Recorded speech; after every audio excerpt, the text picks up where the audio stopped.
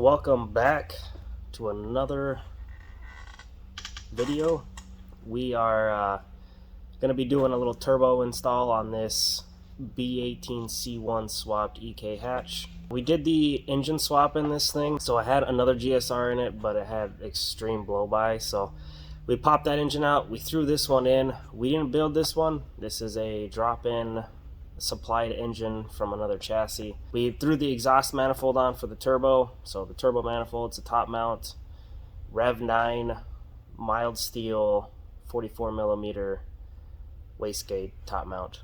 So today all we're going to be doing is throwing the turbo on, maybe outfit the turbo with the oil drain, the oil feed fittings, and see what we can do, make some headway on this thing.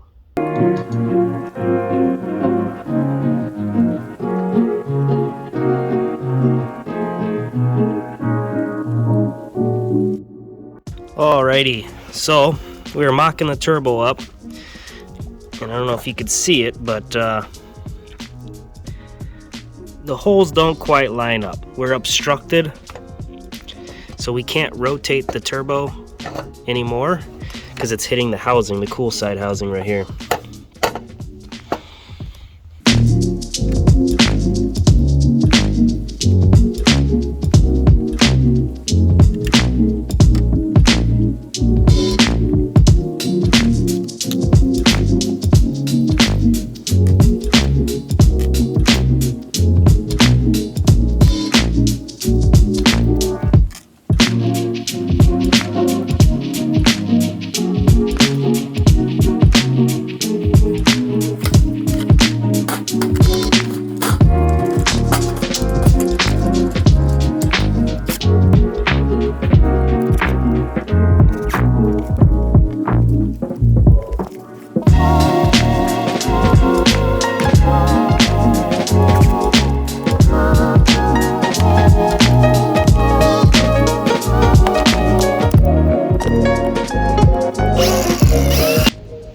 Alrighty, now that we have the housing shaved down, the turbo's mocked back up.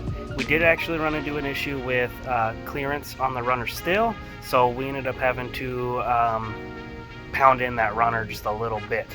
I do notice on these Rev 9 manifolds, they sit a little lower in the engine bay. Therefore, the T3, T4 flange is slightly closer to the runner. So with a bigger turbo, you're probably going to have issues with the bigger cool side on these bigger turbos hitting the runner. So, as you can see here, we do have optimal clearance now. Nice little gap. Now that we got all that good to go, we're going to pop this turbo back off. I'm going to put the gasket in. Gonna buy some new bolts for the T3 flange. We have this cool little eBay oil return drain fitting to the pan, so this gets bolted to the bottom side of the turbo, which I'll show you. And then we also have a cool little fuel gauge that we need to throw on the fuel rail as well with the adaptation fittings. But for now, we're going to focus on the turbo, and we already have the supplied oil feed fitting. So when you buy a Huntertuned turbo, they I'm pretty sure they always come with a restrictor fitting for the turbo. So this will give you an optimal restriction of oil. So this would be running a -4 feed line for the turbo. If you run a -4 feed line with no restriction fitting, you're going to probably flood out the center cartridge, or in other words the CHRA, and it'll just cause a journal bearing in this instance to this is a ball bearing, but it'll cause a journal bearing or a ball bearing to flood with oil and probably push past the seals and eventually cause you some burning of oil. So restriction fittings are key.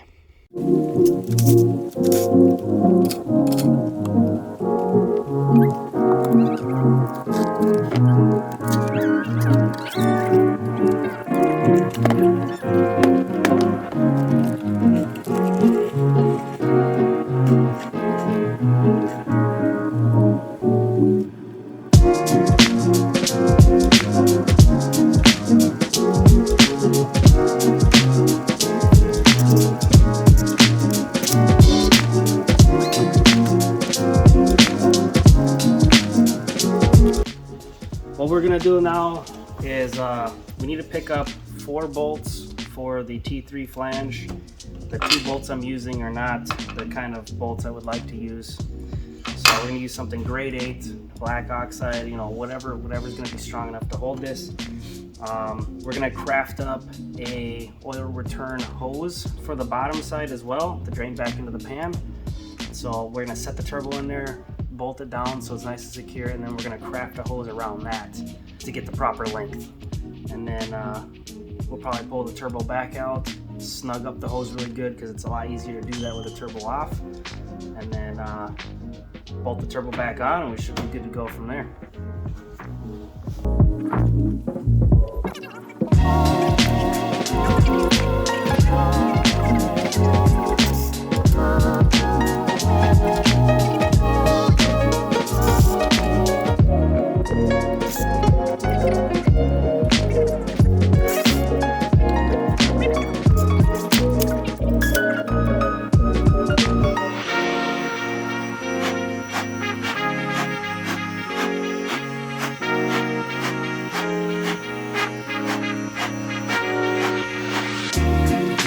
So with the turbo installed, we have to take off this factory oil pan. He wants to ball out and get a nice aluminum Moroso baffle pan. So we're gonna throw that on there and start crafting the drain line for the turbo. My Dixie let's see how it's kicking in. There we go, right there. So little hose, if you can see that, comes off of this fitting right there. Drains into the front of the pan right there.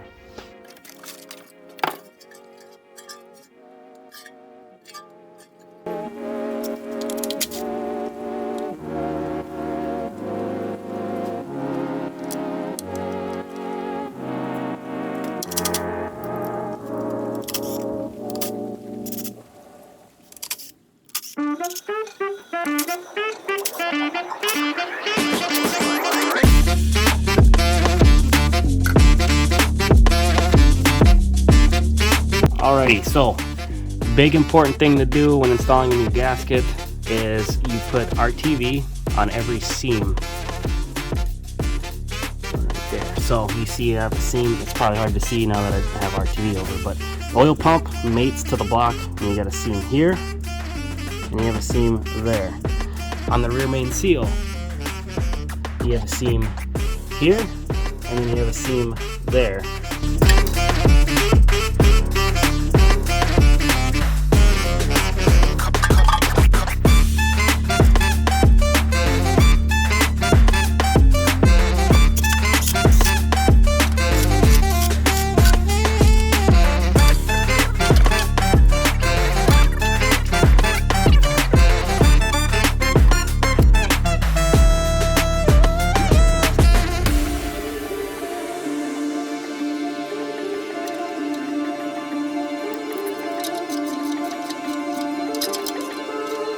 Okay, now we got the oil pan installed, the turbos installed, and then we have the fitting installed for the return line. So I already put this fitting on, but we're gonna have to cut it to length.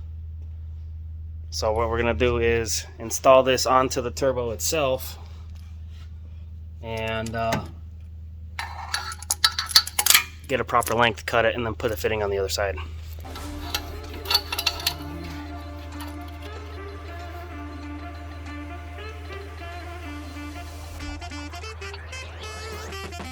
So now that we kind of have that installed, all this piping is going to get removed and custom made anyway, so I'm thinking we want to have as straight of a drain shot to the pan. You don't want a bunch of bends and kinks and all this other stuff. But in a situation like this where the fitting and the line comes super close to the runner, I'm going to 45 it off the turbo to give us that clearance we need. And then I'm going to try to get another 45 on the pan here. So if you look, it's going to be straight down like that and then down like this. So it'll be clearing the runner and a nice 45 shot to the pan. That adds a least restrictive option to the drain setup, and that's what we're looking for. Got our tape here. Masking tape works great.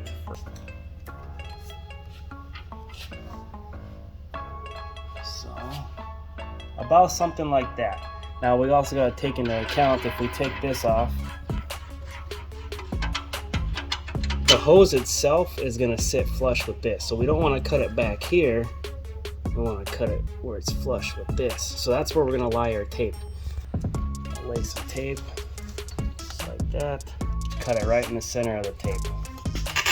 So as you've seen in our other video, previous videos, this is the hose cutter 5000.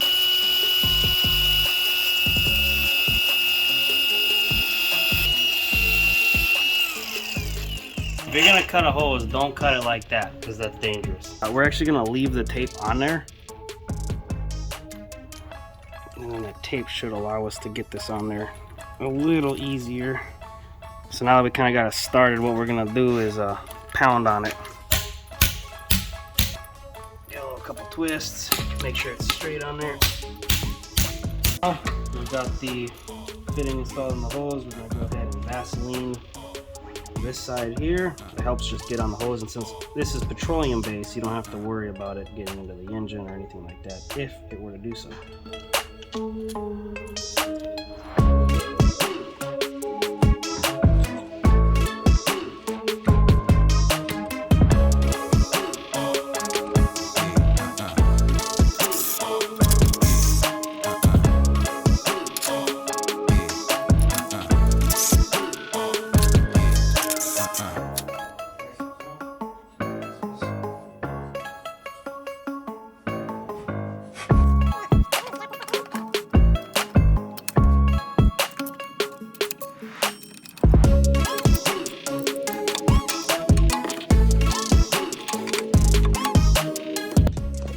Okay, we got two different feed lines here. They're both, I think, 3 foot. One is just male to female straight, and the other one's got a little 90 degree. So we're gonna see which one of these works best off the back of the block, because we're gonna run off the back into the top of the turbo here at this fitting. And sometimes you need a bit of hood clearance, so we might run a 90 off of here.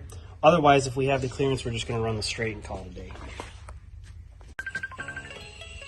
So as you can see, we got the fitting installed. We're just gonna snug that up one time, and then we're gonna run this over the valve cover and then into here. So we're gonna go ahead and probably run this through there, and then there's a fitting. We ran a T off the block, oil pressure sensor gauge, and that is the feed. That's the T off for the feed for the turbo. So now that we got the oil return, the oil feed, the turbo is installed. Only thing we got to do now is wait for Nick to get some availability. We're gonna get the piping done for the turbo next, so all the cool side stuff. Next thing we're gonna get started on is the fuel system. So we got some Huntertuned injectors, fuel gauge, we gotta hook up the fuel filter, some fuel lines, we gotta do the whole thing for the fuel system. So we're gonna do that next. But for now, we just wanna show you the turbo stuff, and then, yeah. So until next time, stay tuned for the next video. We'll have some more stuff coming on this.